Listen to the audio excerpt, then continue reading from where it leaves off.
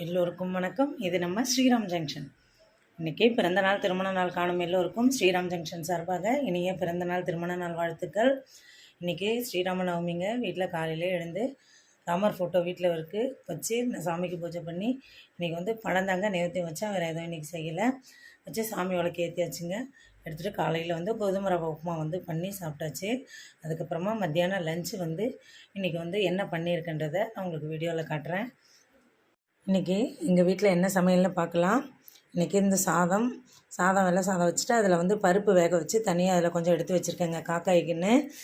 இப்போ சிகப்பு தண்டங்கீரை இருக்குது பார்த்திங்களா, அதை போட்டு மசியல் மாதிரி பண்ணியிருக்கேன்.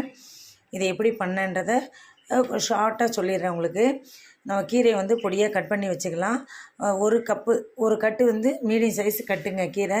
அதுக்கு ஒரு கப் சைஸ் துவரம் பருப்பு எடுத்து நல்லா கழுவிட்டு ஒரே ஒரு விசில் வச்சு, இந்த சின்ன குக்கரில் தாங்க வச்சேன். ஒரே விசில் வச்சு அதை ஓப்பன் பண்ணி எடுத்துகிட்டு திரும்பி இந்த கட் பண்ணி வச்சுருக்கோம் பார்த்திங்களா, அந்த கீரையை அதில் போட்டு 2 தக்காளி, ஒரு பச்சை மிளகா, சரிங்களா, கொஞ்சம் மஞ்சள் பொடி, உப்பு, கொஞ்சமாக கட்டிய புளி தண்ணி. நம்மளுக்கு என்ன அளவு தக்காளியும் போட்டிருக்கிறதுனால எந்த அளவுக்கு புளி தேவையோ அந்த அளவுக்கு கொஞ்சமாக புளி தண்ணியும் அதில் விட்டு உப்புலாம் சேர்த்து திருப்பி மூடி ஒரே ஒரு விசில் விட்டுட்டேங்க. இப்போ எடுத்ததுக்கப்புறமா நான் அந்த மத்து போட்டு இதுலேயே நல்லா கடைஞ்சிட்டேங்க.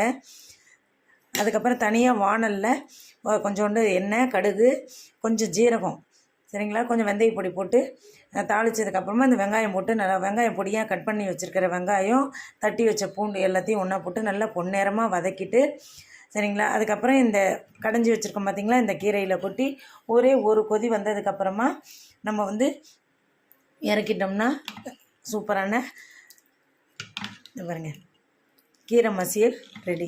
இந்த பக்கம் கேரட்டும் ஒரே ஒரு முள்ளங்கி இருந்ததுங்க. 3 கேரட்டும் ஒரு முள்ளங்கி இருந்தது. சரின்னு சொல்லி அதை பொடியாக கட் பண்ணி இந்த ஹாட் பேனில் தாங்க வச்சேன். இந்த ரெண்டுத்துக்குமே ஒரே மூடி. அதனால் இந்த ஹாட் பேனில் இந்த பொடியாக கட் பண்ண காயை போட்டு கொஞ்சமாக ஒரு 1/4 டம்ளருக்கும் கம்மியாக தண்ணியை ஒரு 2-3 கைக்கு அப்படியே தெளித்து விட்டுட்டு கொஞ்சம் உப்பு மஞ்சள் பொடி போட்டு நல்லா அப்படியே ஒரே ஒரு விசில் வச்சு எடுத்துகிட்டு அதை இப்போ வாணலில் தாளித்தோம் பார்த்திங்களா, அதே வாணலில் கொஞ்சம் கடுகு, கடலப்பருப்பு, உளுத்தம்பருப்பு தாளித்து வெங்காயமும் போட்டு, நான் இன்றைக்கி தேங்காய் போடலை, கொஞ்சம் பெரிய வெங்காயமாக நறுக்கினதுனால அதுக்கு கொஞ்சமும் இதுக்கு கொஞ்சமும் அப்படியே வதக்கி இதுலேயும் போட்டு கொஞ்சமாக இட்லி பொடி சேர்த்து நல்லா கொஞ்சம் வதக்கி விட்டுட்டு இறக்கிட்டேங்க. ரெண்டுமே குயிக்காக முடிஞ்சிடுச்சிங்க. 1/2 ஹவருக்குள்ளே இந்த 3மே பண்ணிட்டேங்க. சாப்பாடு ரெடி பண்ணிட்டேன், சரிங்களா.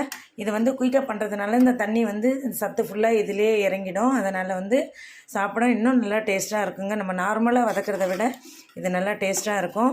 நீங்களும் உங்கள் வீட்டில் அந்த மாதிரி செஞ்சு பார்த்துட்டு எப்படி இருக்குன்றதை என்னோடய கமெண்ட் பாக்ஸில் சொல்லுங்கள்.